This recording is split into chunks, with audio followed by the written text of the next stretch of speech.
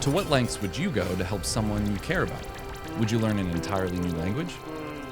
The small town of Newton, Massachusetts did just that. When residents in town learned that a child, Samantha Savitz, who had recently moved there, was born deaf, several neighbors decided to change as a community. Jill McNeil, one of the neighbors to Samantha's family, explains that she and her fellow neighbors signed up secretly for private classes on American Sign Language. Soon more than 20 neighbors had signed up. Samantha, who's a young girl, is able to move around the neighborhood more safely now that her neighbors can communicate with her. This act of community kindness had such an impact that the town started offering free public classes to support the growing demand to learn sign language. What's inspiring about this story is the effort a group of people working together took to learn a new skill for the good of not just this one girl, but the common good of the community. Acts of kindness toward each other are definitely inspiring, but we all know how hard change is, let alone learning a new skill. And the willingness to devote yourself to the hard work of change in order to help someone else is what makes some stories so inspiring. In 2018, a group of teachers from a school in Kerala, India, learned Braille to assist a visually impaired student in their class. This effort not only helped the students' learning, but also inspired other schools to undertake similar initiatives. During his imprisonment, Nelson Mandela learned the Afrikaans language, spoken by the majority of prison guards, to communicate with them more effectively. This effort not only helped to build rapport with the guards, but also contributed to the eventual end of apartheid and the establishment of a democratic South Africa. Several communities have organized mental health first aid training programs to educate individuals to recognize and respond to mental health crises. This initiative has equipped participants with the necessary skills to provide initial support to those experiencing mental health challenges until professional help arrives.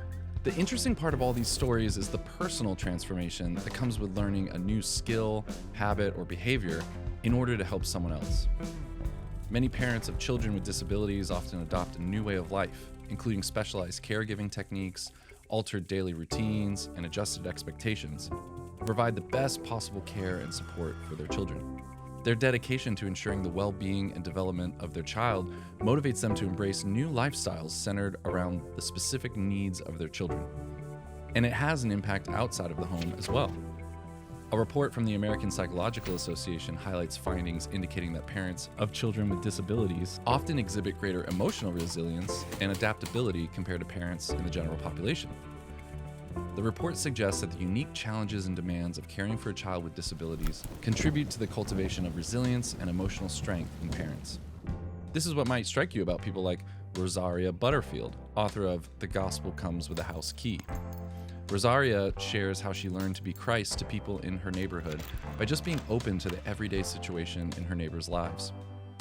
Her home became a place that neighbors frequently walked in unannounced.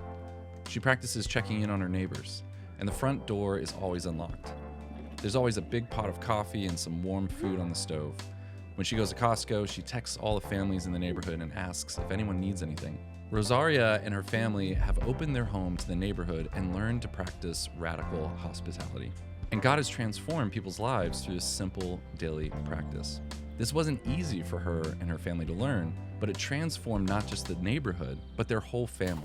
Rosaria explains, the gospel comes with a house key, not because it is easy, but because it is hard. These stories inspire us, and people in our lives who are in need motivate us to change.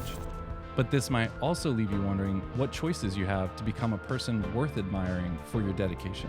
Who might you be capable of becoming if you chose to dedicate your life to growing in new ways for those around you?